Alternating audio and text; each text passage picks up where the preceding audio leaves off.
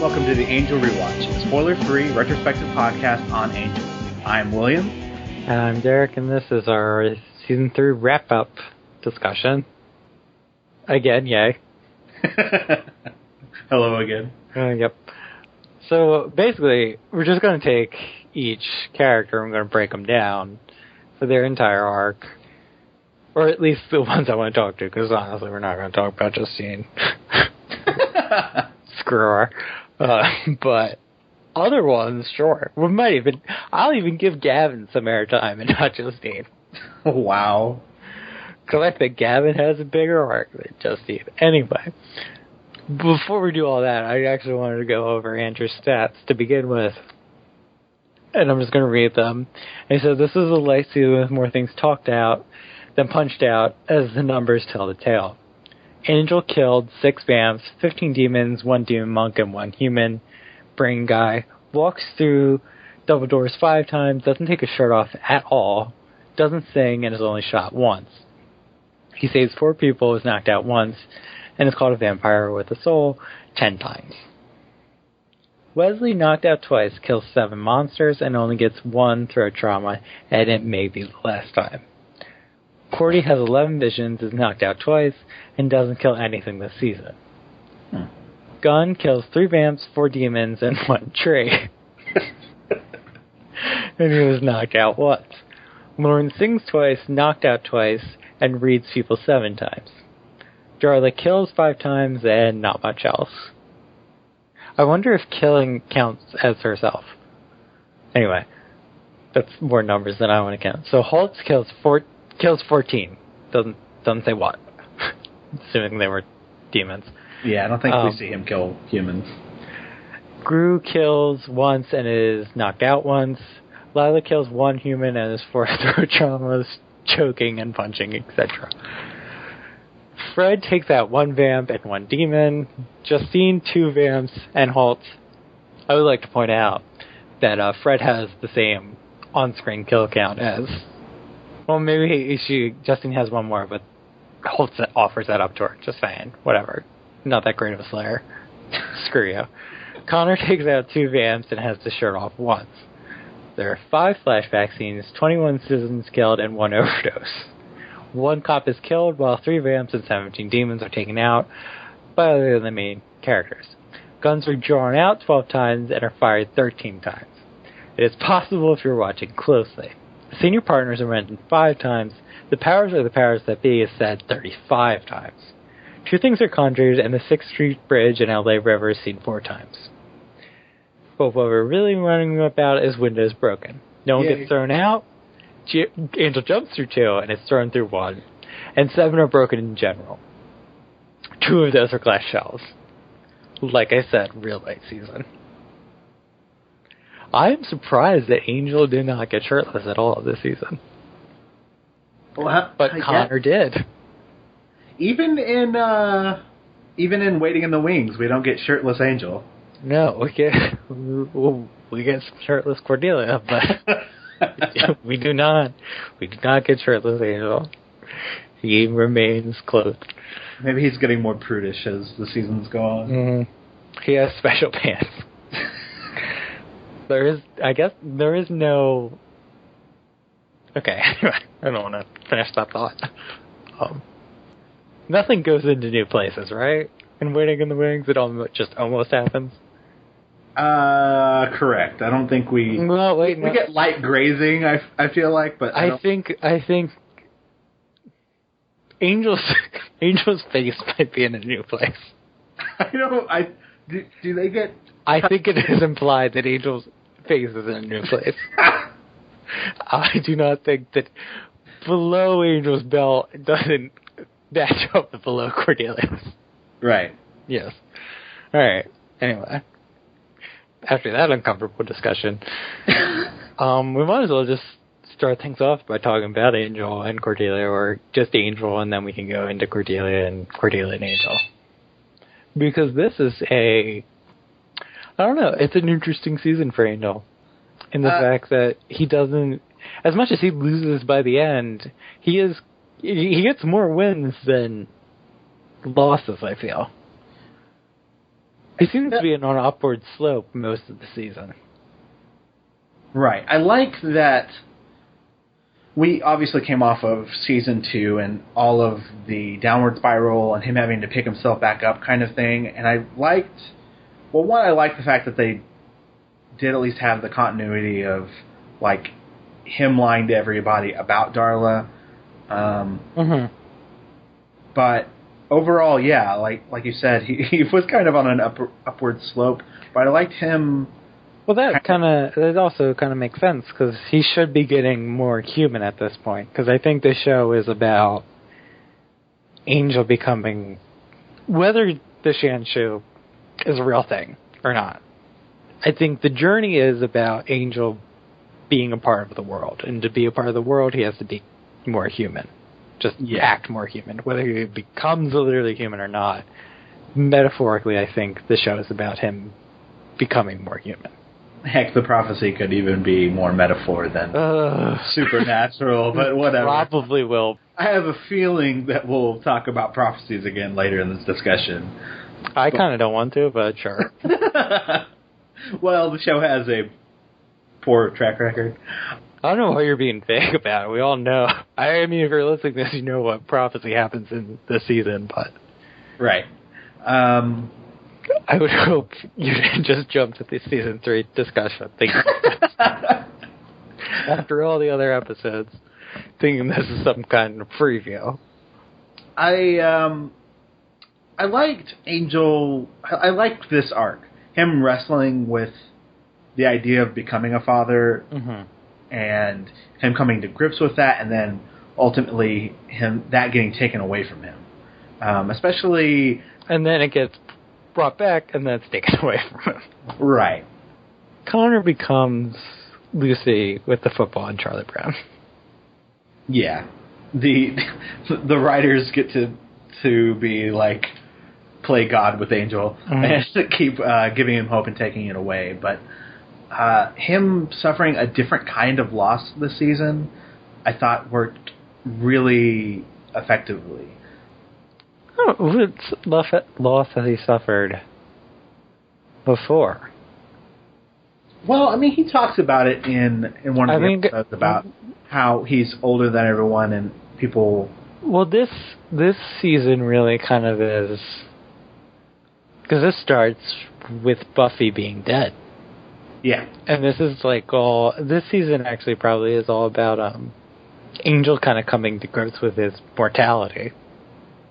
More than any other season, really. Or immortality? No, well, yeah, his immortality and everybody else's mortality. Yeah. Because Darla dies, Buffy starts off dead, comes back, but as far as, like, we never see him really kind of be happy about her being back. We never really see him kind of deal at all with her being back. It's kind of just, she's died. The most we deal with, we get more about the fallout of her being dead, and then she's just brought back, and that needs to be acknowledged because he can't move about it. Right. But then Darla dies, and then he thinks Connor's dead, and then he loses a part of Connor's life when he gets him back. Right. And now he's in the ocean. I like them having like a physical representation of his connection to humanity by him having a son, and what that did to his character really intrigued me. And it should. Like, his outlook on the world kind of shifted. It was Didn't he have a line about he wasn't just saving people for the abstract idea of saving them, he's trying to build a better world for his son, or did I just make that up? I don't know I'm sure there was something along those lines. I don't remember the exact line, but that sounds like something... It sounds like something would happen. Right. It was probably in one of those conversations with Wesley when... I think it was Lauren. Oh, really? Yeah. Or maybe it was Wesley, who knows. It wasn't Cordelia. No, it was not. Because she was not around for a little bit there. But as far as, like, the A storyline of Angel, of being a father, and then losing his son, I thought they handled that fairly well, honestly. And the only thing that didn't have as great an impact, mainly because we didn't have enough time, was Connor getting back. Yeah. Okay. I think that it didn't work as well for me when he was as a baby, but I did think that when I was connecting to the Connor story, and I don't really think we need to talk about Connor because we really talked about Connor to death in the episode podcast, but when I was connecting to Connor's story, it was through Angel. And it was the emotions that Angel was displaying of wanting to have a connection with his son. And that's still, I think they kept a nice through line, and I think that it was the acting really came through, and as I mentioned before, and I wanted to mention it before I actually did that, I looked it up because I thought David Boreanaz did his best job on the show and I don't even think this is like the best material they've given Angel. It's good. I'm not saying it's not good. I'm just saying I think some of the other stuff, like maybe some, like I Will Remember You or even Darla Dying, I think that's better material to me that he could really do something with, but I think he does his best job with just the Connor stuff, just not even big scenes, just showing affection for Connor as a baby. It comes from such a real place. Mm-hmm. It was not a little scene, but there's that scene where Angel and Wes are talking about his love for his son, and how afraid he is, but that it's not terrible. I think that's the line. Like, because he's always been afraid of loving anyone, or just or just like having feelings for someone, and suddenly there's this thing that is completely dependent on him. Well, there's this thing that he loves, and it's not scary anymore. Yeah. Or it is, but it's not terrible. I forget the exact. But the point is that what he feels, Connor has taught him that there's something good about having connections with other people. Right. Even knowing that you're going to outlive them. It's the most human when you get to see Angel. And, this random supernatural world. It was the most genuine as well. Yes. As much as, we're still uncertain about Connor as a character, the idea of Connor worked out really well for the majority of the season. And what it did for Angel. Right. And I remember being slightly annoyed with how quickly we go from baby to what we get confirmed as 16-year-old. Oh, is he confirmed as 16? They say it in Tomorrow. Oh. Cordelia does. Which is weird to see him shirtless if they're trying to sexualize him, because that's not right. That is true. He's so hot. Whatever Fred says in that. He's 16? You sure? That's what she says. Oh, that bums me out. I mean, it makes him being annoying. But he could be annoying and be 18. Something just that he's 16 and that bums me out. Yeah, she says, I'm not telling your 16-year-old boy that.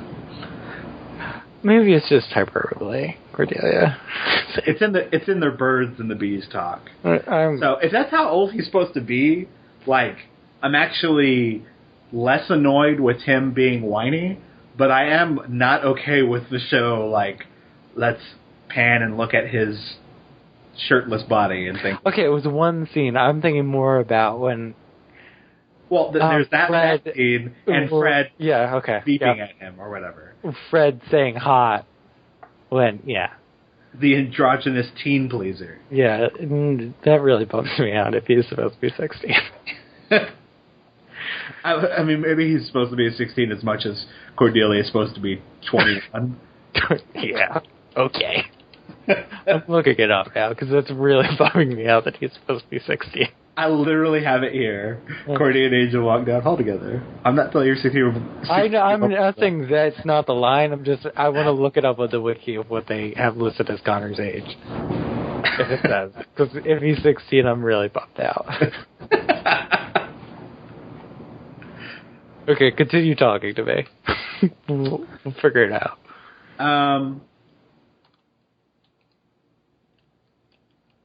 So, again, I do remember on first watch being bummed the transition of, like, we didn't get baby Connor that long and didn't get to really explore Angel as a father.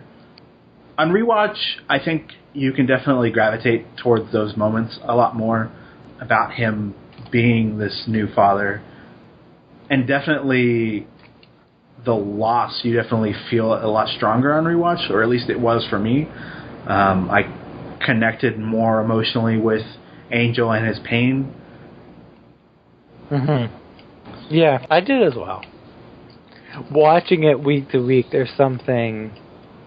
It definitely feels more drawn out than... It does feel rather quick that he's gone and he comes back, and it's only like really a couple episodes, but when you're watching it on a weekly basis, it's drawn out to a month as opposed to 4 episodes, which there's a difference there. Yeah, and that was a strength of this season.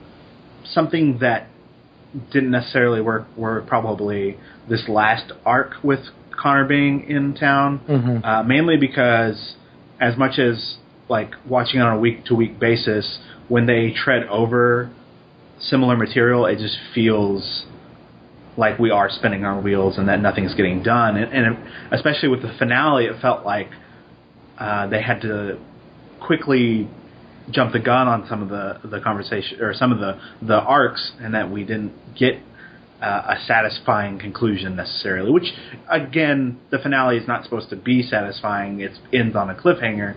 But some of those through lines definitely didn't get explored, and I guess we'll discuss that when we get to some of the other characters. Like Cordelia right now? Because there's nothing more to say about Angel and Connor.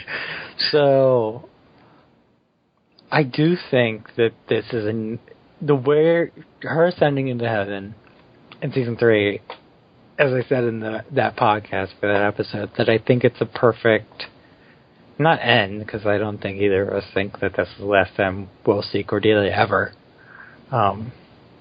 But it is it does feel like the culmination of several different plot threads with her throughout the 3 seasons, and especially this season, because this season was kind of all about her coming to terms with the powers and her powers and the way that her powers and not the powers, which are 2 separate things, her powers were affecting her and her becoming more demon to deal with that.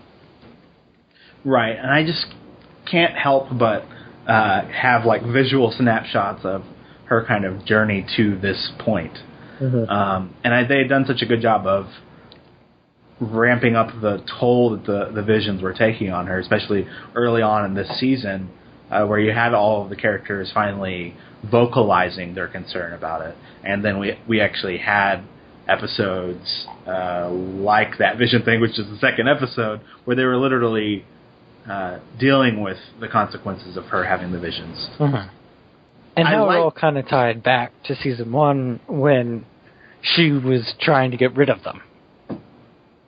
And here she's given, I think there's at least one, which isn't birthday, but I think there are several opportunities where she is given, I think in the final test, it's not said if she chooses to go with Angel that she'll lose the visions, but I think it's somewhat implied there.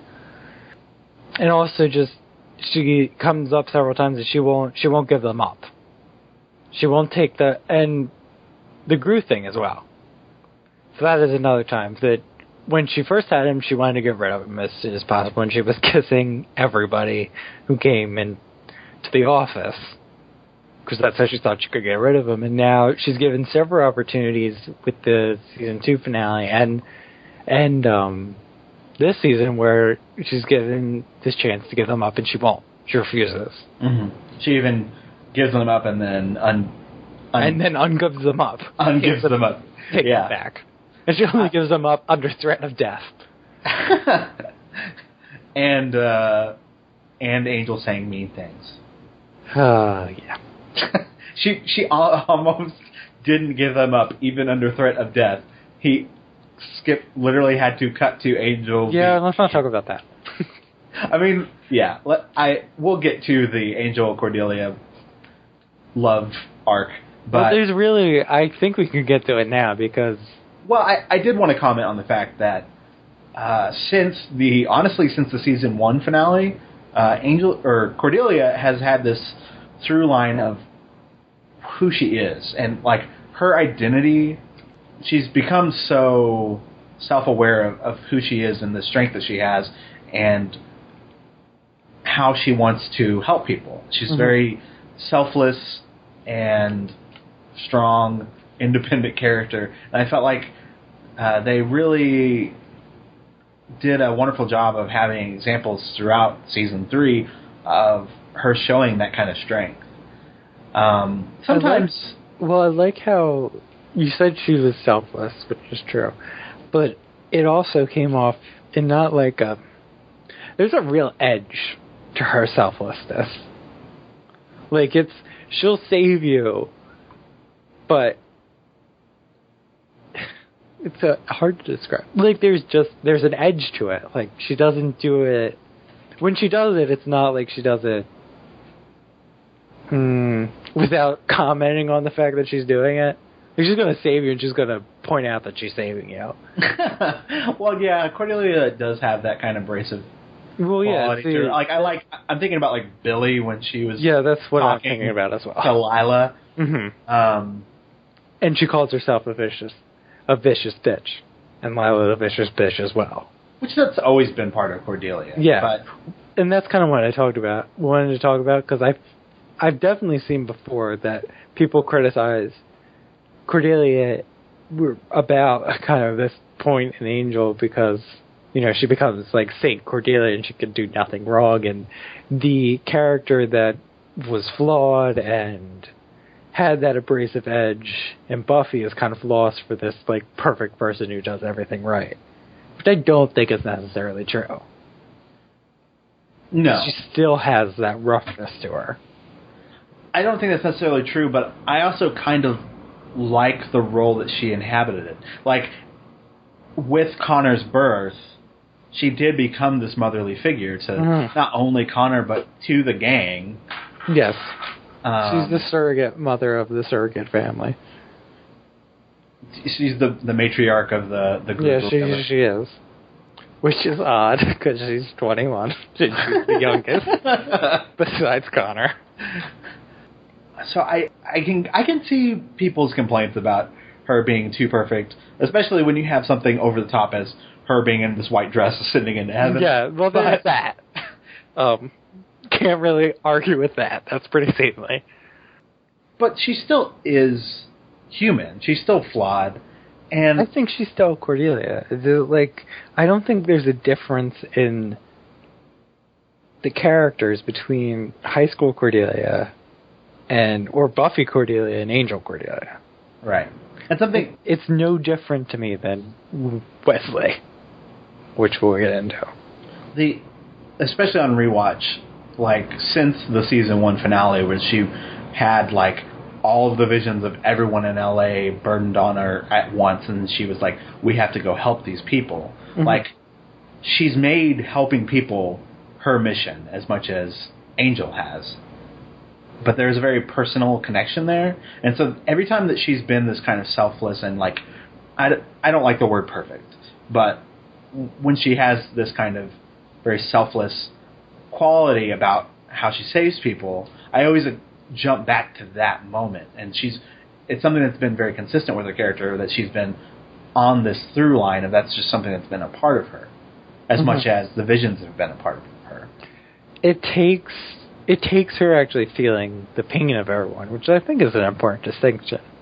Because she's not too into the whole mission thing that Angel's doing.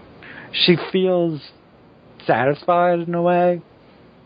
She likes the helping people. It fills a hole in her that was there, because I think even in Buffy, there's a couple of scenes. I mean, the scene that I kind of jump back to in Buffy is when she tells Buffy that you don't think that I can be alone and be surrounded by people, when Buffy tells her something about, I don't remember what the thing is, and I'm not even sure if that's the exact line, but really the thing they're talking about is Buffy is coming at Cordelia for being so popular and being so airheaded, and Cordelia says to her that she really isn't that way. Yeah. She's as human as everyone else. This is just what she does with her life, and she's not really happy being popular. It's like, that's not satisfying to her. And then in this, in Angel, she finds her calling. Right. And that calling is saving people. And that's just what happens with her character. I do want to comment on the fact that, you know, after Birthday, when they demonize her, I mean, it doesn't help that she actually leaves for, it's 3 episodes, right? I think it might be 4. Who cares? It's a while. It seems like a long time. Yeah. In any case, we don't get to deal with the consequences of that, really. And we never get to really explore that. So part of her character feels a little bit lost. And, I mean, this might as well be a good time to jump on the Angel Cordelia love situation. But then that becomes her, basically, the more, that storyline that overrides supersedes the her being part demon. It jumps out into the spotlight, and because everything else goes back. Connor really jumps out into the spotlight, and by extension, Cordelia's feelings for Angel, that she is so consumed with Angel, what Angel needs. Yeah. She's not thinking about herself, and that that's only a problem because of how the finale ends with her story. Because I don't think we had any complaints about Cordelia coming back, and she's so consumed with what Angel, because we talked about when Cordelia's gone, how is this going to affect when she comes back? And it made perfect sense that she comes back and she's all about Angel. She was there for him. He was, because he's this broken shell of a man. They need her to come back, so to get Angel onto his road to recovery. And then Connor comes back, and that's a whole new crisis that she has to deal with. And she does get lost, but it's in a way that makes sense until the finale, when they bring back they want you to accept that she's a higher being now. Which I don't mind them doing that because, or not necessarily shocking, but like it is surprising. Because you think her storyline is going a certain direction, when suddenly it does become kind of a question over her personal calling in life and this, you know, romantic connection that she was close to making. Yeah. Well, we didn't talk about it in the episode, but she also says that, to Skip, that when she's on the way to meet Angel, she says it's the most important conversation she will have that she's ever had in her life. And he's interrupting that. Speaking about going to go meet with Angel. I didn't mark against it for that, because I felt like this was kind of like an emotional tipping point. And really, that this conversation is the most important conversation she's going to have in her life. Obviously, she's going to ascend into a higher plane and not say goodbye to her friends and family, and maybe not ever see them again. Well, I didn't have a problem with it because I guess this is a confirmation that Cordelia has never been in love. And as much as we joke about her being 21, this is the first and most. This is the most important relationship she's had in her life, which is with Angel. Yeah. And that's not even just saying that she's in love with him. It was important before that was even a factor, when they were just friends in season 1. I think without Angel, Cordelia would have never found her calling, and without Cordelia, I think Angel, well, we know what would have happened. He would have been destroyed by Doyle's death. Yeah. I think the fact that it's the end of season 3, like 3 years, and these have been like the formative times of her life. I mean, if she is Fendi 21, 18 to 21. Indeed, she is. She is, according to the show. Canonically, Cordelia, this is her age. Whether you want to acknowledge it at all, if you want to be like, you just want to take it as like a comic book thing where the characters, whatever age you want to assign on to them and not what their actual age is. Which, I'm not going to lie, that happens in this show for me. Oh yeah, for me too. They're all what they look like. So I don't mind her putting that kind of importance onto that relationship. Maybe I could have done with some different verbiage, but it works. I feel like they had to do the weird workaround because of what they do in that episode with the flashback vision or whatever. But yeah, well, no, I think it is the most. I do think this. I don't think that's like any kind of demeaning thing, that telling this man that she's in love with and the first person she ever loved is the most important conversation in her life. I don't see that as a negative or something to just like scoff at or anything. Yeah, because it's true. Like, whether she has this higher calling or not, personally, that I can think of fewer conversations that would be more important than that. Right. It's the most important conversation she's had in her life up until this point. Even if, okay, well, how'd you, never mind. I was going to do weird exercise if it was flipped, but Angel being alive for 200 years is slightly strange, and then you would have the argument of this relationship versus his previous relationship. Which I want to talk, when we are done this show, I want to have a whole kind of conversation comparing us just to Buffy and all kinds of things with that, but not now. Okay. But yes, if you're asking me if this script was flipped and it was Angel, Angel's such a drama queen. And you totally say that line. Yes. And I'm sure he did with Buffy at some point. Like, just all that amends thing, which is an episode I really like, but Angel is in complete diva mode at that point. Yeah. Am I a righteous man? Okay. Calm down, Sailor. So, how did you feel they handled this love arc, romantic arc? Okay, so obviously, in the beginning, I was super into it. And I'm still super into it. Like, I think, not talking about Buffy, but I really like the pairing of these two together. Yeah. But I do think that I didn't feel it in the finale, and maybe it's just because on Rewatch, I know they're not going to meet up. But just the way that it was presented, that they have to get somewhere and they don't, there's this meeting and it doesn't happen. It was just frustrating all around. It's not like I'm done now. I mean, it's not like I'm throwing in the towel with them. It's just in that moment, I wasn't rooting for them to get together, which is odd. And maybe it's everything else that is going on in the season, but right around the halfway point, it feels like the will they, won't they got rather frustrating. It's not just the finale. Cordelia's been oblivious since Waiting in the Wings. You know, okay, when is she going to realize? When is she going to realize? When is she going to realize? Finally she realizes, and then nothing happens. Yes.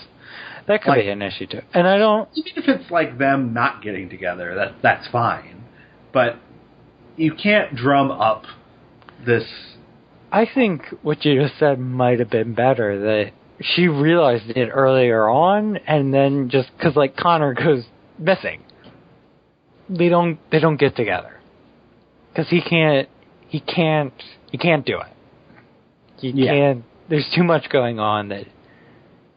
And she understands that, and they just remain friends. And then when Connor comes back, then everything works out. And I don't know. I don't even mind if they have... I don't even mind if they don't have that conversation if she realizes she does have feelings for him beforehand. Like, if she has feelings for him and kind of starts to recognize that, and then Gruselog shows up, and then she's actually, like, very infatuated with Gruselog and actually goes in a relationship. Why are you calling him Gruselog? Gru, whatever. His name's Gruselog. I can say Gruselog. You've never said it before. If she actually, like, maybe, like, there at least has some subtle acknowledgement of her feelings for Angel, but then suddenly, like, that's complicated. If she is torn between them, but that was not the story. Well, I don't necessarily need her to be torn. Well, but if that's the way it pushes that storyline to the wayside, I'm fine with it. It's just so troublesome, her not knowing, when she's so perceptive of everything else that's going on around her. Mm-hmm. No, I agree.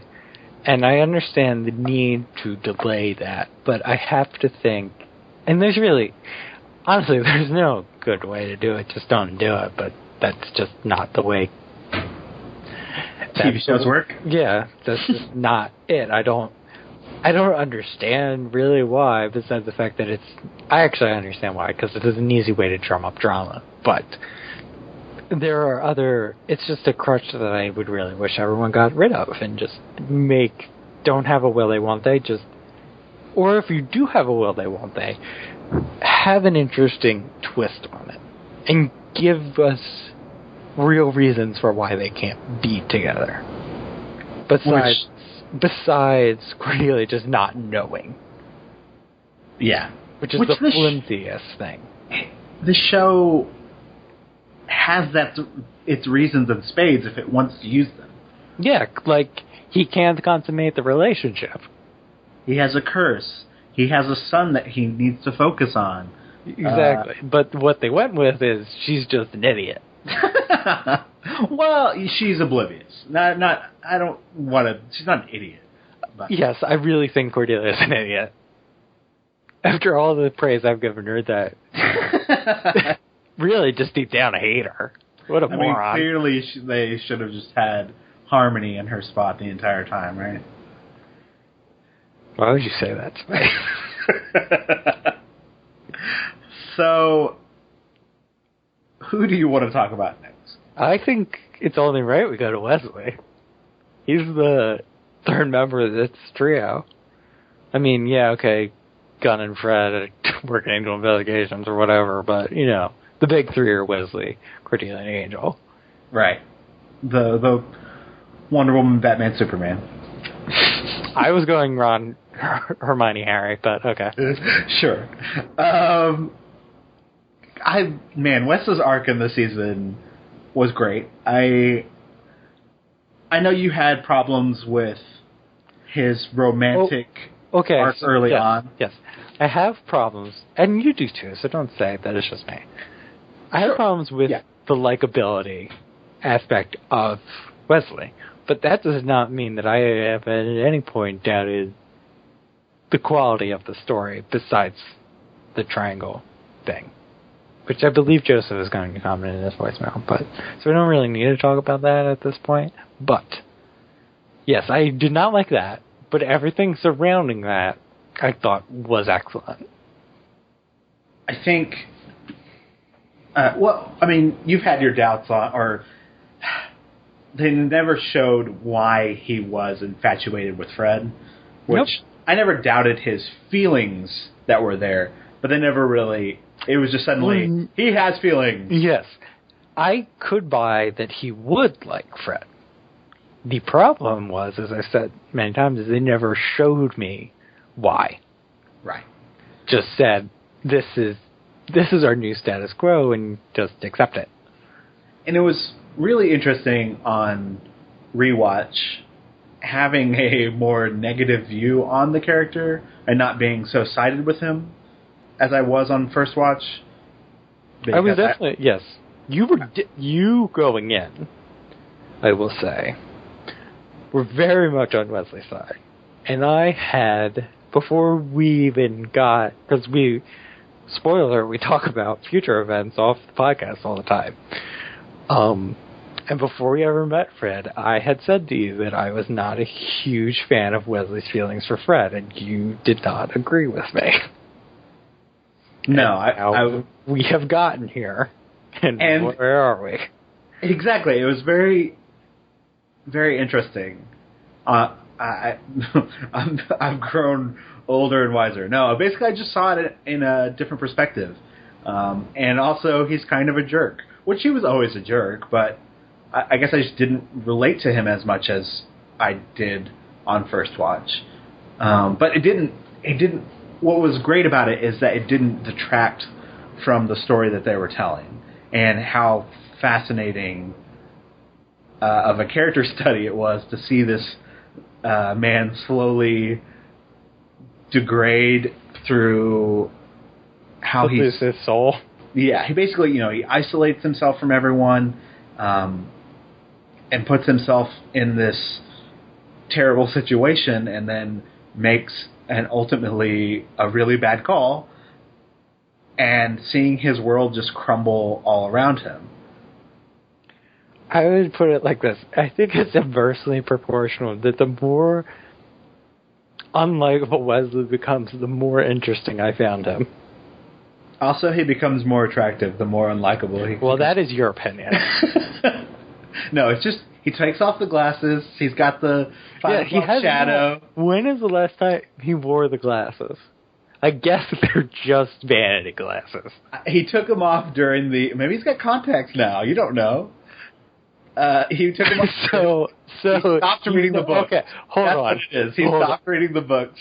Okay, so you're telling me that he doesn't shave at all, but he has the time to put contacts in. Because I'll have you know that putting contacts in is no simple matter. And I could be, that could just be me because I hate things in my eyes and just don't, why does anybody do that? But anyway, that's just my own personal mental block. I'm weird that way. But I find it odd that, he lets himself go to hell in every other aspect and he's eating TV dinners with wine, but he's putting contacts in every morning. I don't have a good rebuttal besides the fact that they want to play up his sex appeal, which I think they are with him making the sexy time with Lila and everything. I think, yes, it is sex appeal. I think that the fact that he's not wearing glasses is that he's not, that's kind of Wesley's uniform in the same way that a black trench coat is Angel's uniform. But this isn't Wesley. It's a physical manifestation of his transformation. Yes. Which... Because he couldn't really look that brooding and, I wasn't even thinking about you while you were here, with the big nerdy glasses on. Right. It fully... Like, I really wish I had a snapshot of him in the last episode and him at the beginning of the season, and how different those I'm sure I could get that for you. But it's very fascinating to see him make that kind of transition, which they had small moments in previous seasons where you saw like hints of darkness. Mm-hmm. That exorcism episode, even which is in season 1. Yeah. It's not just this season. It has been since he showed up as a rogue demon hunter. They've been on this downward track with Wesley. And a lot of it ties into things that aren't necessarily said. Like, he makes remarks about his family whenever he grew up. Like, his father was obviously abusive. Mm-hmm. I like small nod, or like, it's not very subtle, but when they have the elsewhere story with Birthday, like we get. Sorry, I was just thinking about how I can see Alexis Dostoff's arm very clearly in that coat. But that's basically who he turns into, this gruff, yes, grizzled man by the end of it, or whatever. It's cool that they had that kind of nod of where he would end up. I am interested. He hasn't lost the arm yet. Right, right. Well, they had Lila in the finale talk about how apparently he was supposed to play a pivotal role in something, in an apocalypse or something else, right? Well, I would think so, because they even Angel is. And they had Lauren comment on that at one point, and I don't know if that was at the end of season 2 or early on in this season, about that he would play a role. Mm-hmm. And her commenting on the fact that he's kind of lost that position with everything else that he's lost. Or has he played that role? Because without him, Connor is not kidnapped. Yeah, that's true. I hadn't really considered that. Just saying. Well, he was called the Destroyer. Prophecies are meant to be vague, right? Mm-hmm. And reinterpreted. And reinterpreted and reinterpreted, as you see. West has to get it wrong at least once. Well, not just Wesley. Everyone. Just don't talk about it. We were talking about positive things with Wesley. I don't want to get into that. Well, I think part of his story does hinge on the prophecies, but I guess the thing that worked best is that they sold that he believed it. Yes, I did. As much as I think the prophecies are poopy talk, I believed that Wesley believed it, and that's all you really need to make that storyline work. And the other thing that was really fascinating was how they made me still kind of want him to get away with it. That's something we don't share. Yeah, like part of that scene where he actually takes the baby was like there's this wonderful tension of whether or not they're going to catch him. Mm-hmm. And part of it, maybe a little bit. There's that tug and pull of he thinks he's doing the right thing, but also on rewatch we know that he's doing the wrong thing.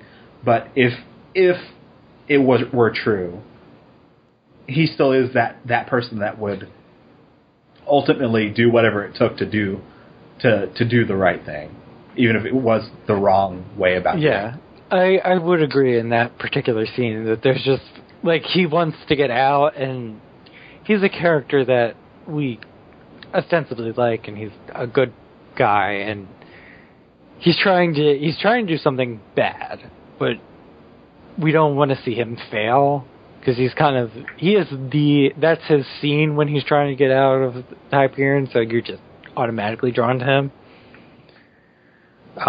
But yeah, there were times when, because they did such a good job with Wesley, that we understood why he was doing the things he was doing, even if we didn't agree with him. But there were times when you were definitely empathetic to Wesley if you weren't sympathetic. If you weren't just sympathetic. Because I was always empathetic, and then sometimes I was sympathetic, but mostly I was empathetic. And then sometimes I just outright hated him. Right. I think, and part of that had to deal with the love triangle. Mm-hmm. Although I still hate using the word triangle. Well, no, because it's not a triangle. It's a dangerous obsession with one girl who has chosen someone very clearly, and you need to let it go. Right. Which, as much as there was probably a problem with the inception of that relationship, I still liked some of the early stuff with that. Like I did really like the episode Billy. Mm-hmm. As much as it's a controversial episode. I'm trying to think how that made you bond to the Fred and Wesley relationship. It's because he was going around that episode a murderous, misogynistic guy, but it didn't. The end of that episode. The end of that episode. You're talking about the end. Okay. All right. So contrite, but really, was there the hint of was there a hint that he actually cared for her in that episode before we got to Waiting in the Wings? Mm-hmm. And really, he went around trying to murder her, and this was the girl that he actually cared about, and it suddenly put this gigantic wedge between that ever being a possibility. Yeah, correct me if I'm wrong, though, but Billy is the episode where we find out he does have feelings for her out of nowhere. Yeah, that is the episode. Yes, it's they're over at his apartment, and Cordelia takes him aside, and that's when I find out. Yeah, okay, yeah. Sure, fine, maybe. Which, the episode right before Billy is Fred might leave. So really, that was like her kind of real introduction into the group, like solidifying that she's staying. Mm-hmm. And then we had the very next episode, Wes didn't go, but Cordelia goes, "Hey, you like her." So I didn't have as big of a problem as you did with the inception of his feelings for her there, because she was still pretty new to the group. But I liked that as a tool to start slowly separating him from members of the group. Okay. Well, we might as well talk about Fred, and then just, we'll probably talk about Gunn, and that's all we need to really talk about Gunn, because they still have no idea what to do with Gunn. I don't think they know what to do with Fred either. At this point, no, I would say that you are correct, because after Fredless, they're apparently do a whole lot. Their answer to both of those questions is, we'll put them together, they're one character. Yeah, pretty much. I think Fred has that's a bit of a discredit to Gunn and Fred, because I think they have their own personalities, but as far as them getting their own storylines, you are correct. They do not get their only storylines are with them and as a couple, and what that means and all that. Which on Rewatch, I've actually really found that I enjoy them as a couple. No, I really like them as a couple. I'm just saying that they don't do a whole lot. And that's probably fine. For this season, with so much going on with the cast, and there's so much... Angel has this son thing, and there's the Cordelia Angel thing, and there's Cordelia is dealing with the visions, and Wesley's whole thing. There's a lot of people going on. So I'm fine that they just kind of pair them up, and they still do enough together, but essentially for the last quarter of the season, it's all about Fred and Gunn as a couple and how they deal with being a couple in this world that they're in. Which, I'm fine with that storyline. And I will say also that the first, 6 episodes are very Fred-heavy. Right. And I thought they did do a good job of introducing her into the group and making her feel like her own character and giving her, quirks and everything. It didn't bother me that they did Fred fluffing where they talked how great she was. But it only began to bother me when feedback began to point it out, and then I just began to notice it more and more. Because that does bother me when I can clearly... I like when I can tell that a show enjoys writing for a specific character, but when they're so up their own butt about the character and they're just so in love with them, then that... As much as I might even like the character, that just begins to turn me off, because when you focus on one character and ignore the other ones, which at times it definitely felt that they were doing that with Fred, especially with, I would say, Wesley, and maybe not so much Cordelia, but there was a lot of focus on Fred and not a lot. The love was not being spread around, and that changed after Fredless, especially with Wesley, because I don't think you could imagine... I cannot imagine the season without Wesley taking the downward arc that he took. Yeah, that's true. I think it's something that you had just previously remarked on, but the cast is ballooned, and some people ultimately get pushed by the wayside because of a cast. You can't necessarily support that many characters always. So people definitely take turns stepping in and out of the spotlight. I I don't think Gunn ever got a spotlight. That's my big concern, is that they didn't know what to do with Gunn, so They've never known what to do with Gunn. I've got an idea. We'll just stick him with Fred, and that's what will be his development. And that's really troubling for both. It kind of holds both characters back. I like that they're exploring, two people that are in this kind of work and what would their relationship be like. I liked when they had those kinds of conversations, but there's got to be more there, I feel like. Which is not I'm saying they need to break up to make that happen, because I really like them together. I just think I would hope in season 4 that they get to do stuff outside of each other. Yeah. I don't think it's a problem yet. I think it's something that I think it is something that we will be watching as we go into season 4.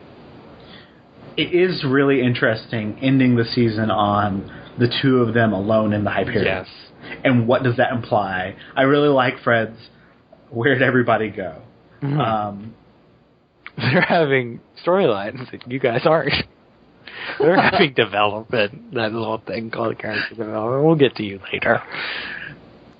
I'm also concerned with the way they utilized Fred in the second half of the season, by her being the only one that showed any concern for Wesley.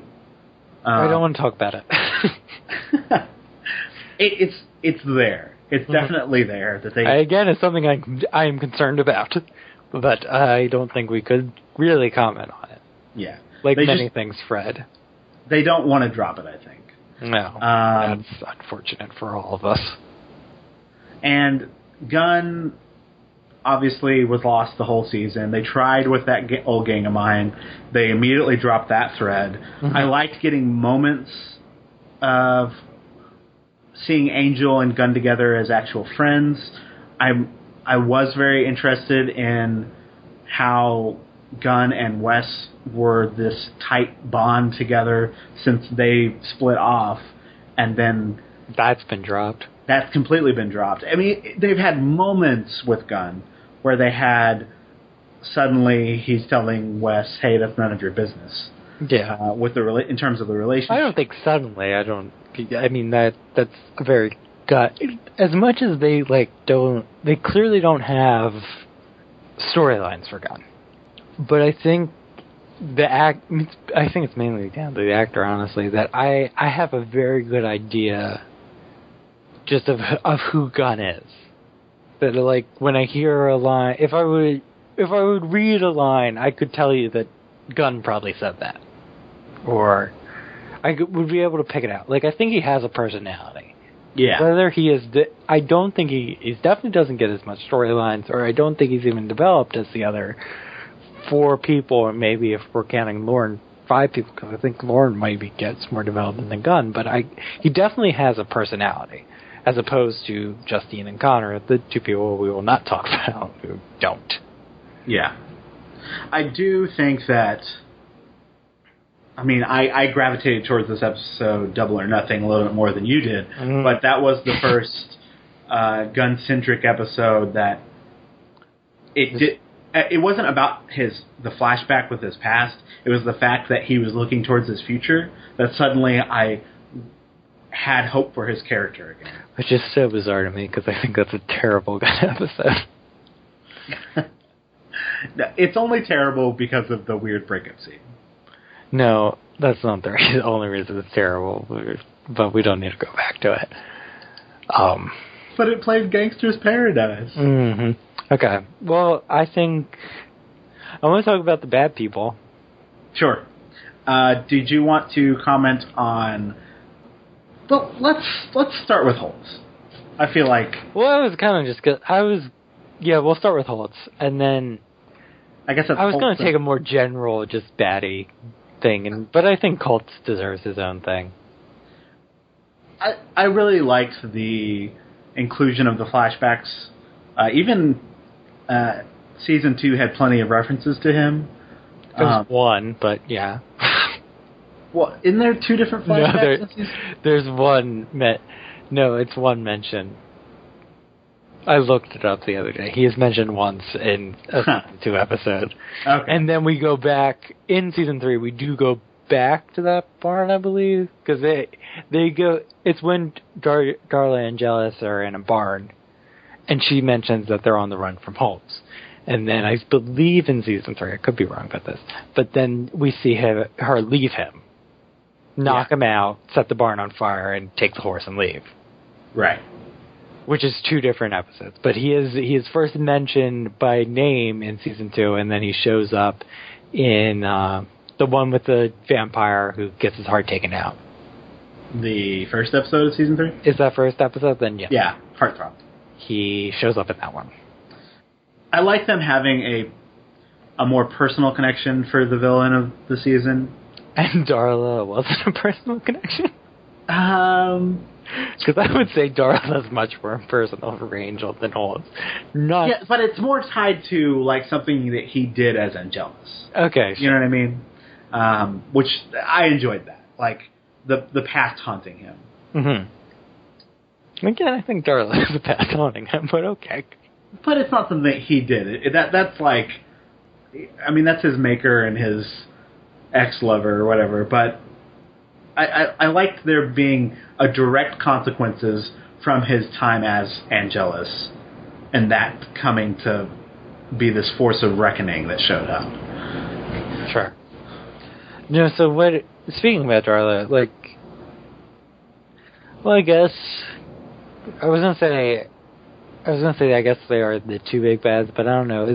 I guess who would be the big bad of season 1? Is that just Wolfram and Hart in general? Because it's not really Holland.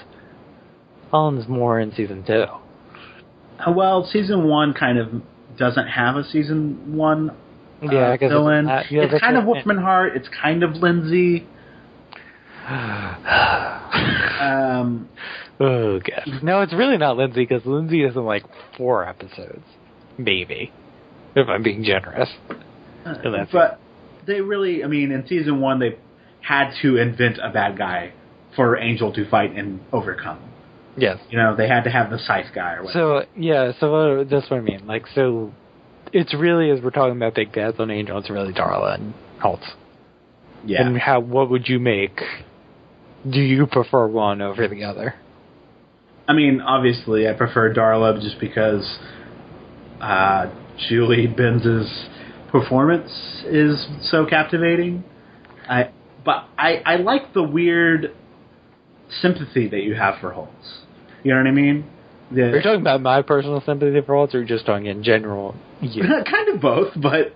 Because I do have a weird sympathy for Holtz. You were defending him way more than anyone else, even on... And I could not explain that to you, because I would have not expected that I would have connected so much to Holtz before we started this season, because as I have said multiple times, that I did not remember this season at all.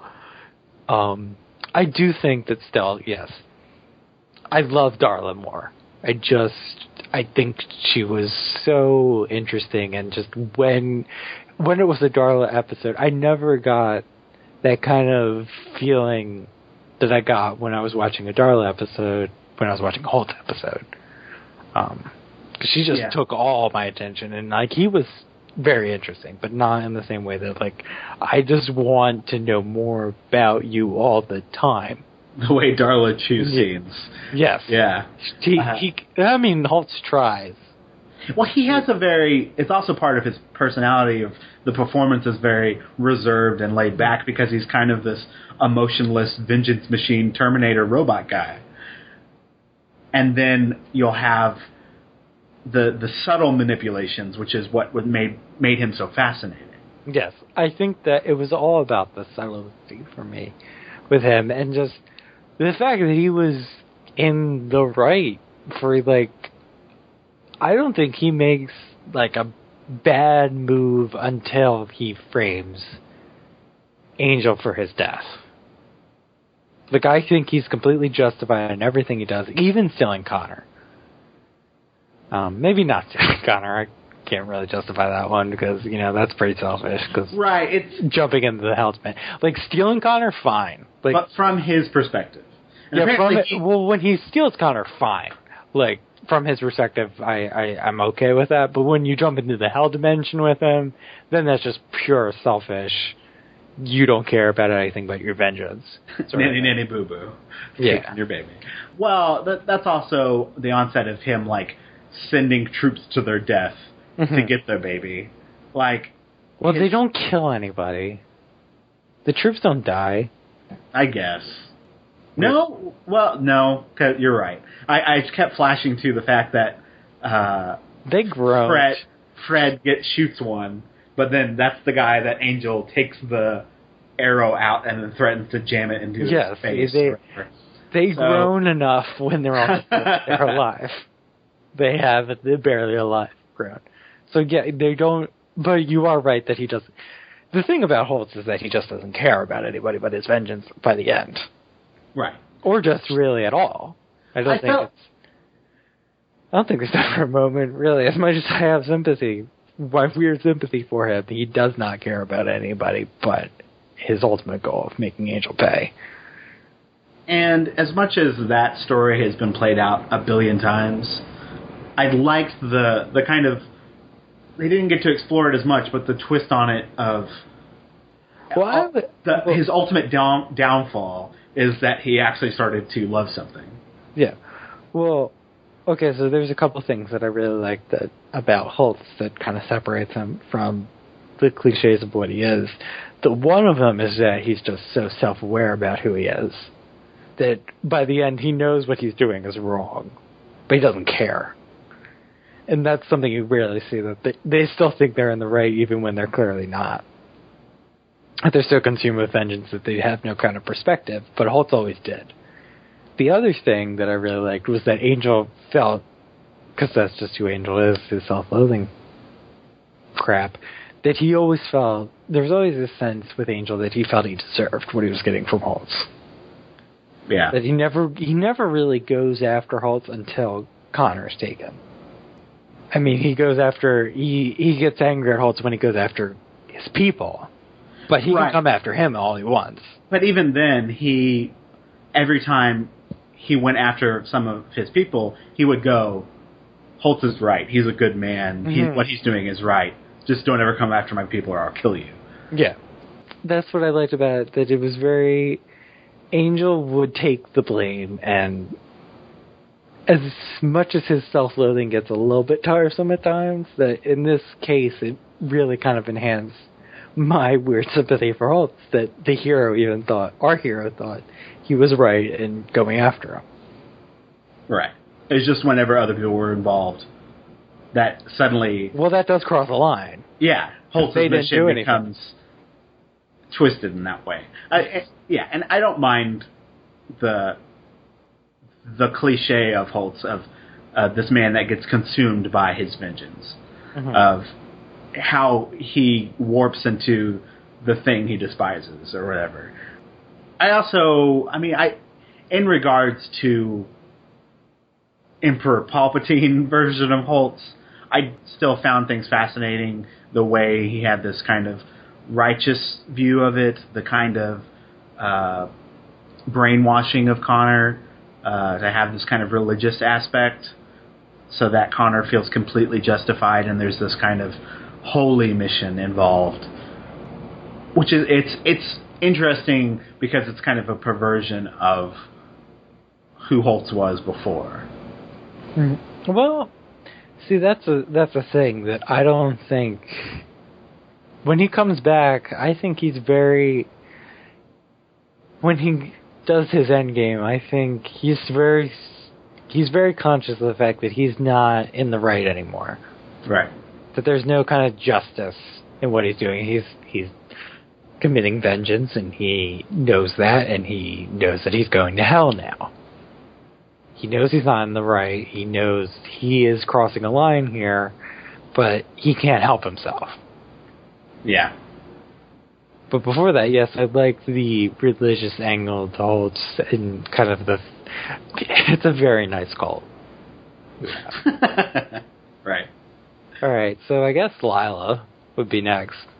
It was interesting I like her kind of ascendance into a better Lindsay. You know, she was always a better Lindsay.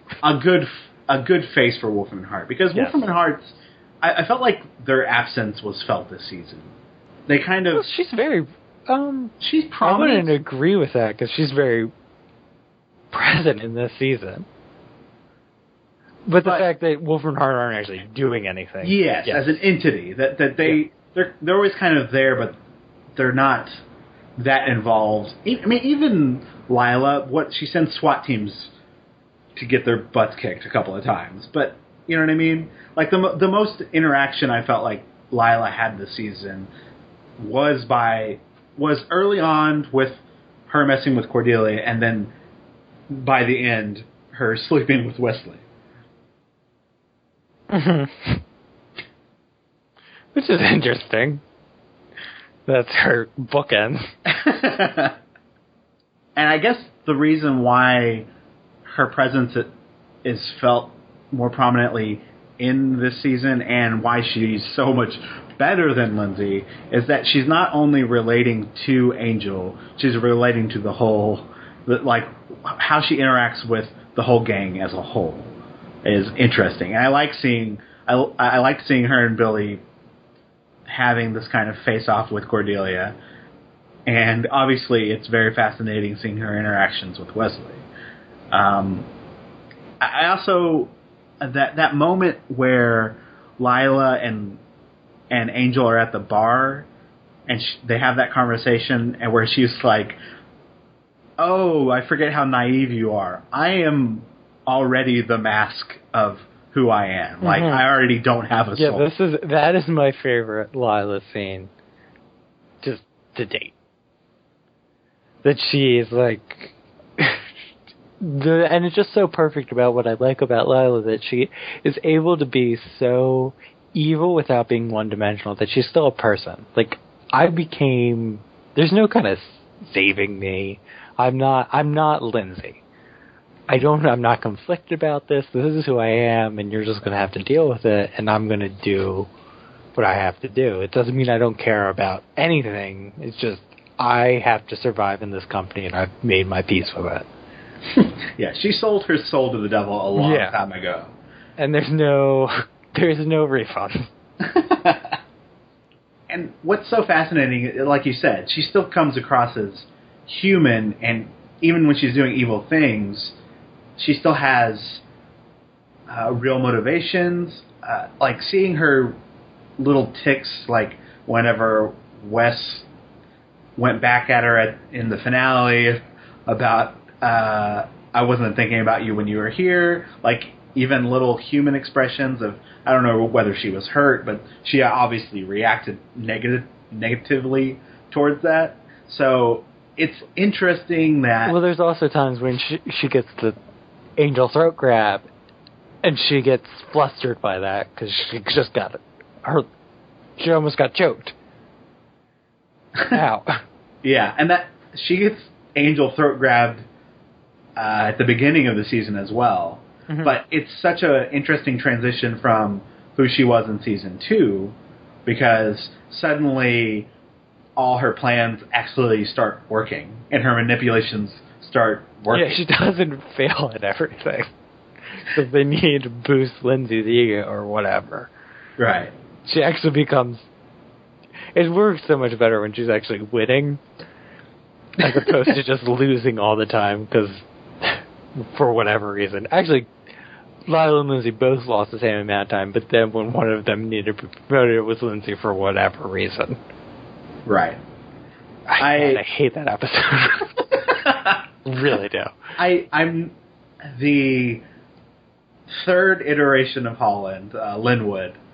He is the third. I'm like, third? And then I remember Creepy Six Flags guy. Okay. What's that guy's name? I don't even remember. I don't know. You had one? A creepy Six Flags. Well, no, would he'd be the second iteration of Holland, but the third Holland. But the third Holland. Yes. Whatever. obviously they haven't had anyone as captivating as Holland since Holland. No. But he's not... The thing was that Creepy Six Flags was just a lesser version of Holland. Linwood is very different to me. Yeah. Because Linwood is so kind of... Holland was a company, man, and Linwood is very much... As we didn't really talk about it in the season finale podcast, but he is really kind of out for blood for Angel. And really kind of taking it personally, which is something that we haven't seen any Wolfram Hart lawyer do but Lindsay. It's interesting he feels like what Lindsay would be. Yes, that's exactly what he feels like Lindsay, if Lindsay had stayed with the company. And not interacted with Angel, kept his hand, and then suddenly interacted with Angel. Now I have this personal vendetta. Mm-hmm. I also like that you see his true colors halfway through the season, that he's kind of this... So it's weird that I like Linwood, and I just absolutely despise Lindsay. That you see the kind of cowardice that he has when stuff actually finally hits the fan. And I liked getting Lila remarking on it or going towards him with the knife. He hasn't been that captivating, but he doesn't need to be. Mm-hmm. No, because he's... The other thing that I probably like him and I don't like Lindsay is because Linwood very rarely shows up. Yeah. And he's just kind of like there to be this snarling guy that... It's like, you tie me up, I'm going to shoot you up with whatever his plan was with the helicopters. I don't know. And I really like... We don't really have to talk about Gavin as much as I wanted to talk about Gavin, but I like the way that Gavin is just such a suck-up to him. Yeah. And that's interesting to me. Because Lila, as the season went on, she just seemed to more and more come into her own as just an evil person and relied less on the upper management of Wolfram Hart. And Gavin is still very much in that kind of like, I need to suck up to the people in front of me because that's the only way I'm going to survive. Where Lila's mission seems now that I am head of special project. Well, Lila is actually the new Holland because she has his job. Yeah, I guess so. But so she stopped playing the game of sucking up to the people in front of me, ahead of me, to get an advancement and just doing stuff to get my own advancement. Where Gavin is still trying. Gavin is where she was last season. Right. And he's trying to suck up to Linwood, which probably he should really kind of be sucking up to Lila, I guess. I don't know. I don't know how the structures of Wolfram are. Well, he does try early on with Lila. That is true, and she immediately shuts him down. So then he tries to just circumvent her. Mm-hmm. I like, just as a show perspective, since Lila is working so much, all of her surrounding counterparts also get kind of lifted up as well. Gavin suddenly starts working because we see him interact with Lila more, and that interaction actually becomes more interesting. Then, he's kind of bland early on, and then when he's able to get one up on her, suddenly he becomes a little more interesting. Seeing her interactions with Linwood makes me more interested at what's going on with Wolfram and Hart, granted that they don't really do much this season, besides kind of watch what's going on from the outset and try and snoop in every once in a while to grab a baby or whatever. Which I honestly probably, as much as I liked parts of them in season 2, I think this worked better to me. That they didn't, they let Holtz do his Holtzy thing, and then just Wolfram Hart was around.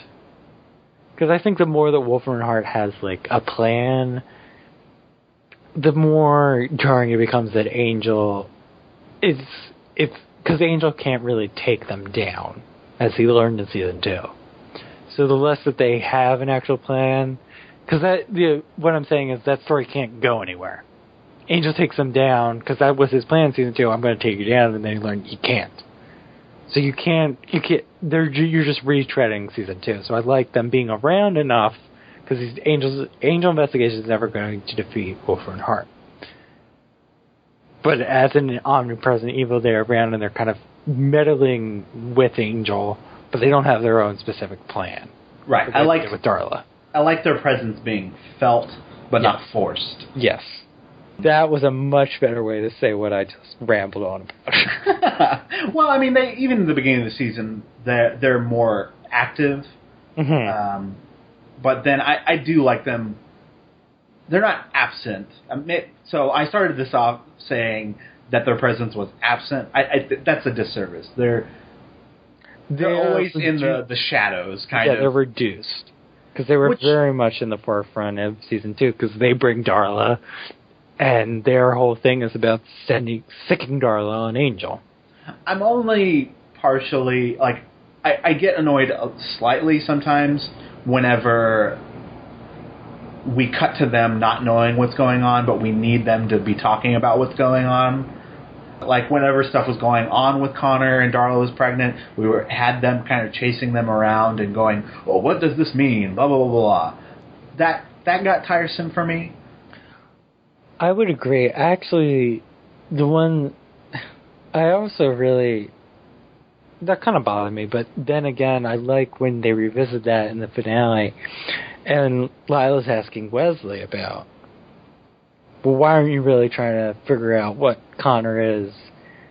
Don't you know what Connor is? And Wesley says something along the lines of, we know exactly what Connor is. He's something unexplainable. And in all these examples, there's this thing that shouldn't happen happens, and it heralds some kind of change in the world, which does set up Season 4 quite nicely. Yeah.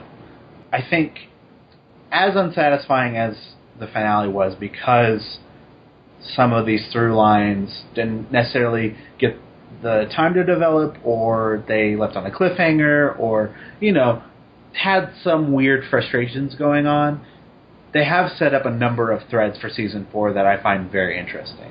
Mm-hmm. The question of what Connor is here for is still there, and Wesley...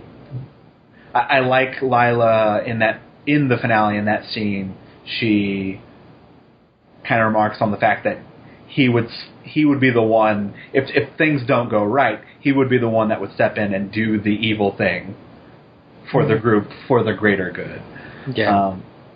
And obviously we have ascending and descending, Cordelia and Angel. But is there? Yeah, I was just going to ask. I don't think there's any more characters. I mean, there's except Lauren, but I don't think we have any more to talk about Lauren. Yeah, his inclusion in the group was great. I thought they had moments of making him a real character, but I mean, I think there's very little that we could say about Lauren that we haven't already said. Yeah, I liked getting to say goodbye to Darla. Yeah, we haven't talked about Darla. I would like to say that, yes. In a weird way, because I do miss her, but then I also think that there's no... I think she went out at the right time. Yeah. Because I miss her, but if they ever brought her back again, I think that'd be a mistake. No, I think that... And I don't think she had much of a prolonged future on the show. Like, there's so much angst that Connor already has, that he has an evil mama, too. Like, no, too much. I think that basically it felt like the ending, whenever she grew, like, her acceptance that she was going to die as a human, and that she, like, kind of accepted their death, and then suddenly... God, why am I blanking on her freaking name? Drusilla. Thank you. Yes. When Drusilla came in and kind of robbed her of that moment, of that death, that suddenly we got that ending for human Darla again. Yeah, that's what I said that, I'm pretty sure I said that in the podcast for Lullaby, that when she dies again in the trial and becomes a vampire, the overwhelming emotion I felt was just like anger that she had finally accepted that she was going to die, and that kind of peace was taken from her. And then once again, Connor gives her a soul, and effectively she becomes human at that point, and she dies for her son. And I think that's something really, and like I said before, in that specific podcast, that Darla was a character who was always searching for love, and then she thought she had it with Angelus, and then she finally understood what it was with Connor, and that's the thing that sort of kills her, or she chooses to die for that ideal or that idea. Right. She had a really beautiful ending. Mm-hmm. As much as Angel has a problem with just killing female characters, I don't have a problem with that one at all. Yeah. All right. So, yeah. Almost done. All right. So what is it?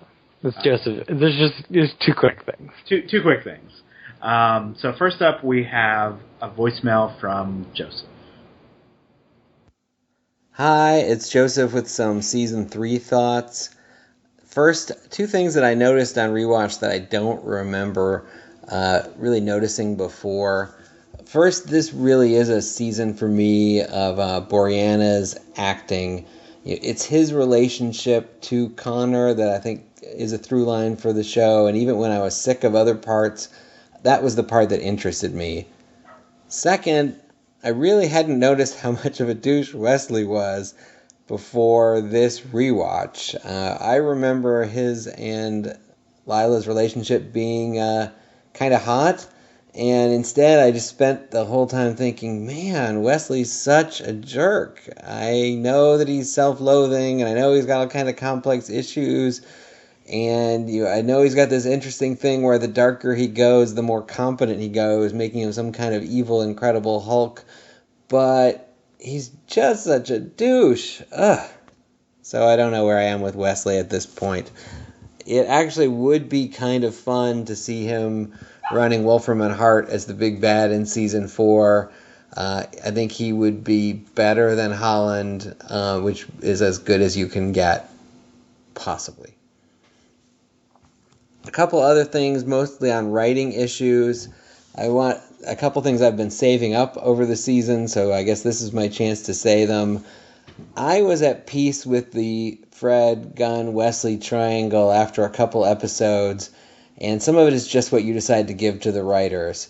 At a certain point, when enough characters said, I thought it was Wesley, and when Fred kept acting like she was connected to Wesley in a way that the show really hadn't earned, I just sort of accepted, all right, they haven't shown us those scenes, but I had to accept that those scenes are on the cutting room floor somewhere, or that they meant to film them but they didn't, but within the characters' lives they happened, and after that the season worked better for me on that basis. And then my last Season 3 comment is about Justine, and I'm going to mount what might be the strongest Justine defense you get, and here it is. I don't think she's that bad. I think she's a flunky, and as flunkies go, I think she's better than Lee, and better than Lindsay most of the time. Not as good as his highest points, but those were rare. Equal to Gavin, maybe a little more interesting. I just don't expect that much from a flunky. She's this broken person who Holt's put together, who's not really a person because she's so traumatized, and I'm not super interested in her, but I'm not super interested in Gavin. I just need them to be flunkies and to have a personality that's a little different from the others, and I think she does that. I will say I am glad they did not get Kate as the president of the Kate fan club. Having Kate decide that she hated Angel and was out to destroy him would have been one character assassination too many, at least. I think there were a lot of things they could have done with Kate that were good. I was interested in her character, notwithstanding her wild character assassinations, but this would not have been a great thing to do. So it probably is something they would have done. So thank you, Joseph. Mm-hmm. I know you don't want to talk about Justine, but I don't. But You can talk about her, because I got nothing more to say about her. I feel like the blueprints for her are kind of interesting, but she never really gravitated much more to what we found out about her in the very first opening.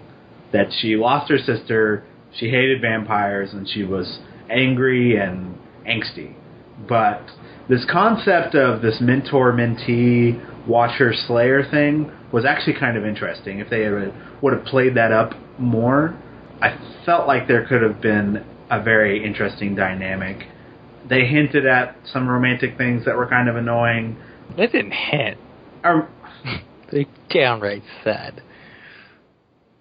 From Justine's perspective, and we never saw scenes with Holtz talking about her. That was our dream, though, to go to Utah. I did get a perverse amount of pleasure in the finale when she says that thing to Connor, and Connor says, "Yeah, we talked about it every night, just me and him." She's like, God damn it. I was going to say it's interesting. It's not that interesting, but the fact that she's still playing out his wishes, even though she knows what kind of... Ultimately, that he was full of crap, that he didn't care about her, and that... Mm-hmm. But she's still going along with it anyways. There's something slightly interesting about that.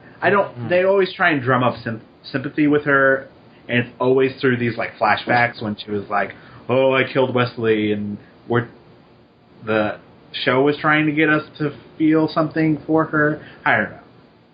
She felt like a lost character. See, okay, so this is what you just said. That is my problem with her, that I can't just see her as a Lecky, because it's not correct that they do not make us feel sympathy for Gavin and all that, but there were moments when they seemed to think that they had something more with Justine than they actually did. Like, if she was just a featured extra, basically, that Holtz used, fine, but they give her these moments where she's supposed to have, like, some kind of personality, that she's supposed to have some sort of motivation, that she's in love with him, or whatever, or he gave her a place, or whatever, that's fine. I think she's supposed to be more than just lacking. What she ends up being is just a lackey that has no personality. But they try to convince you that she's deeper than she is, and she's not. She's a thing that they use, and that is my problem with Justine, and why I'd rather not talk about her again. I think it just stems from Holtz being a complicated villain, because he comes from this kind of justice side that is good, that perverts the bad. And so that if you want to see the twist of someone that joins a righteous cause, and you have a very nice cult there, I can get a story that you want to tell there, but it totally is lost in translation during the season. Okay, sure. What I want to say about that, somewhat positive about Justine, is I liked what she was able to kind of show us with Holtz, that it was really kind of before Connor, the fact that he doesn't care about anybody.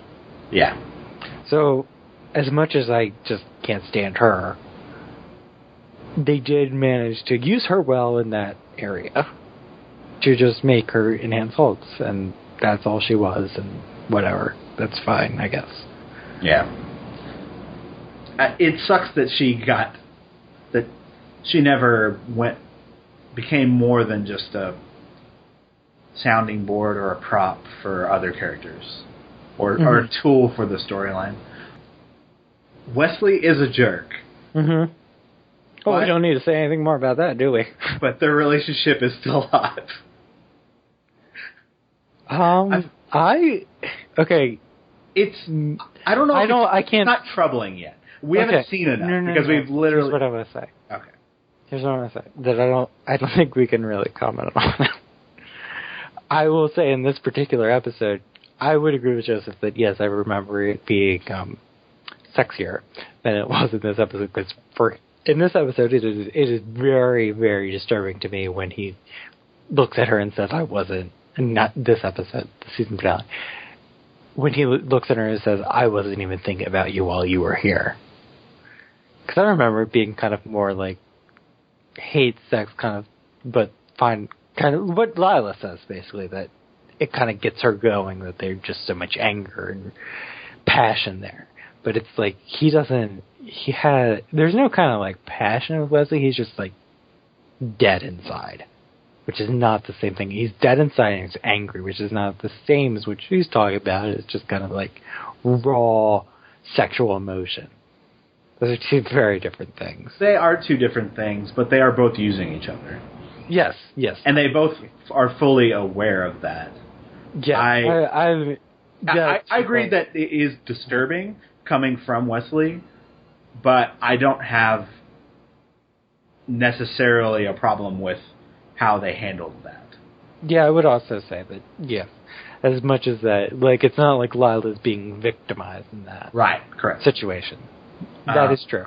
But I find it more in this particular episode, I find it more disturbing than any kind of, like, tantalizing elements of that scene.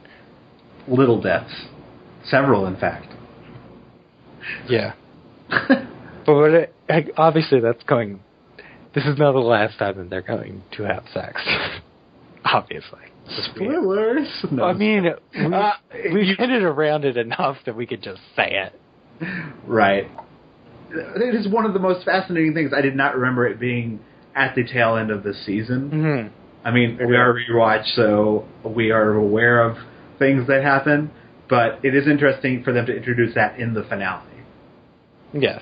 But, I mean, they've had them have their interactions leading up into this point.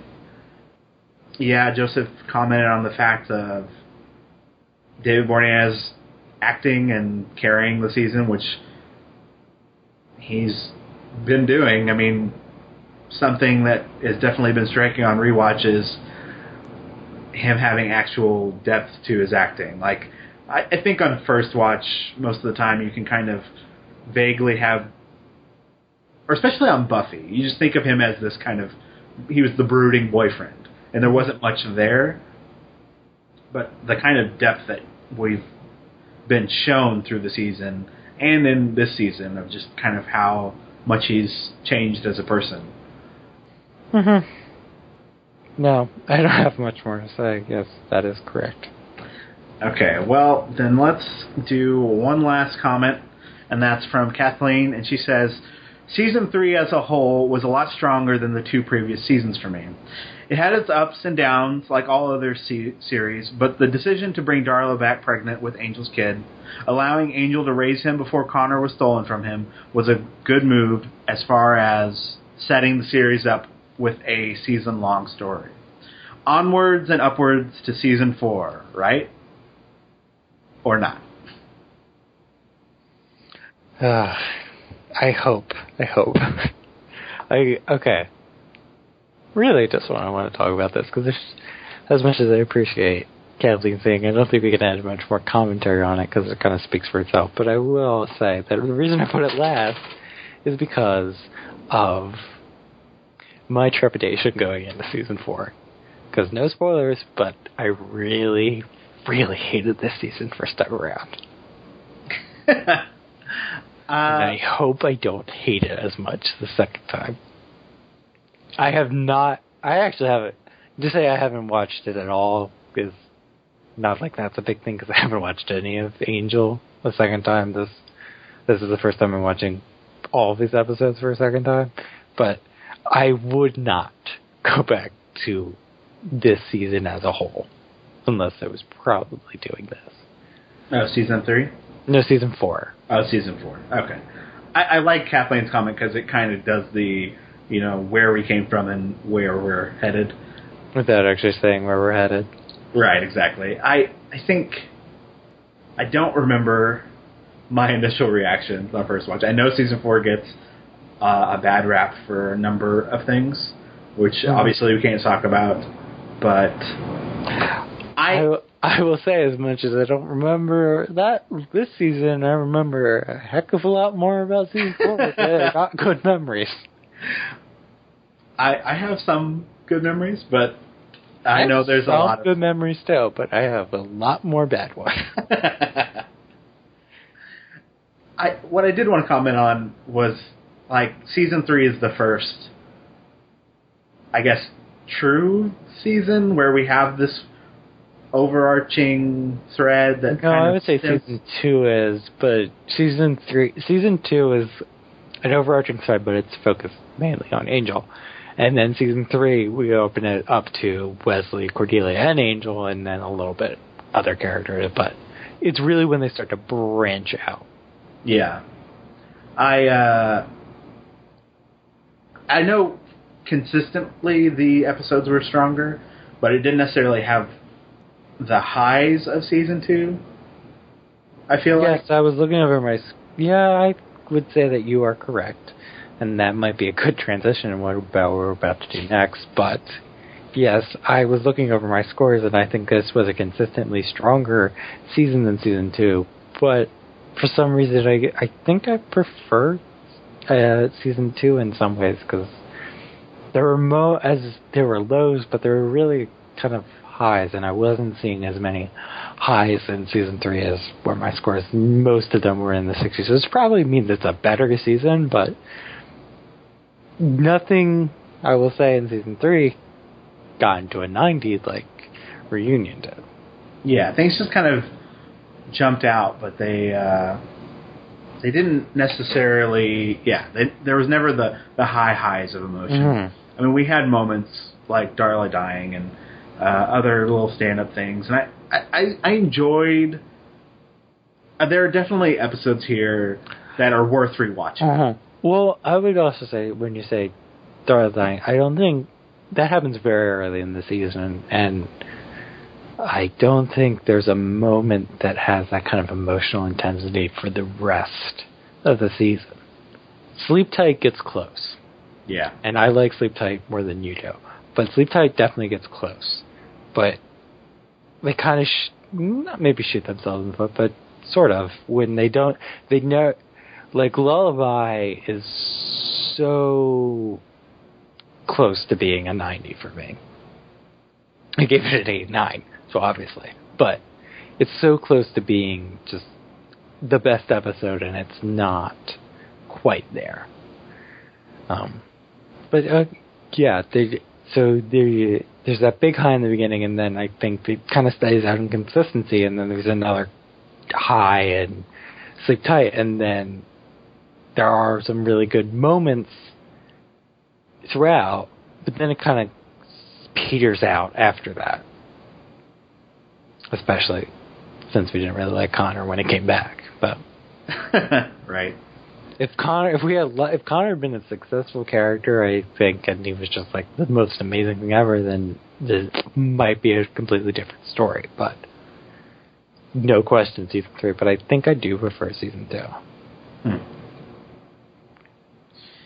All right. Well, this is as good as transition as any to get into our top and bottom. So that's do you want to start? We're doing 8, right? Yes, because we were trying to get to 10. So starting with our bottom 8 episodes from less bad to the worst. For my number 8, I have She. Okay, I have Lonely Hearts. Okay, for my number 7, I have I Fall to Pieces. I forgot about that one. I put Carpe Noctem at number 7. So my number 6 is First Impressions. Okay, my number 6 is The Bachelor Party. My number 5 is Warzone. Yours is so gun-centric. My number 5 is Dead End, which is the episode I was talking about with Lindsay, when he's offered that promotion that he doesn't deserve. My number 4 is Bachelor Party. Oh, okay. Mine is Eternity. My number 3 is Expecting. My number 3 is She. My number 2 is The Shroud of Ramon. My number 2 is Expecting. And my number 1 is Carpe Noctem. My number 1 is Shroud of Ramon. F old guy. F that old guy. You really hate him. I hated that episode. I have a new number 1. God, that episode was awful. Okay. Can we move on to happier things? Except that looking over my top 8, these are not happy episodes. These are all really sad. And they're all very female-centric, just spoiler. Yeah. There were a lot about the women in Angel's life. So, going in ascending order, we have my number 8 is Dear Boy. My number 8 is Darla. Okay. My number 7, Fredless. My number 7 is Reprise. 6 is I Will Remember You. 6, I have Billy. 5, I have Sleep Tight. 5, I have I Will Remember You. Okay. 4, I have Epiphany. 4, I have 5 by 5. 3, I have Sanctuary. 3, I have Reunion. Okay. 2, I have Lullaby. 2, I have Lullaby. And number 1, I have Reunion, so I'm interested to see what your number 1 is. And my number 1 is Sanctuary. Okay. That's great. You have 2 Face episodes, which I think is cheating, but whatever. Well, you have 2 as well. No, I don't have 2 Faith episodes. Oh, never mind. You don't have 5 by 5. No, I don't have 5 by 5 on there. I picked one out of the 2. Yeah. I have a very Darla-centric top 8. And I had another one before I forgot Epiphany altogether. Which is kind of Darla-centric. I know the one that jumps out on my list is Billy. But... Yes, that is troubling. A choice you have made. That's something you'll have to live with. Alright. So, before we get to plugs, just a reminder, we'll be taking a little bit of a break. For my sanity. And to kind of recharge and re-energize. Honestly, the season conversation had me kind of pumped to keep watching, even though we were going to take a little bit of a breather. Me as well, I will admit. But I also know that season 4 is coming. And the real reason we're doing it is because I have this weekend job, but also because season 4 is coming. So need a break. Yeah. So we'll be back the 26th. Yes, we'll be back October 26th for the premiere. So just get in your feedback starting the 19th or whenever. It's up to you. I don't make your rules. And if you'd like to do so, you can comment on the post at theangelrewatch.wordpress.com. Or you can send an email to angelrewatch@gmail.com. Or you can call our voicemail number at 206-203-3276. Or you can go to the Tumblr, which is theangelrewatch.tumblr.com, and see all the reviews archived there and the gist of whatever episode we're watching that week. We're available on YouTube, iTunes, and Stitcher. While you're there, leave us a review. It really helps promote the show. You can follow me on Twitter at NerdGuyWilliam. And you can follow me on Twitter and Tumblr at The Corridor. And next time, we'll be reviewing Deep Down, where Angel is trapped on the ocean floor and Cordelia is stuck on a mystical plane, and Wesley and Fred and Gunn all search independently for them as well.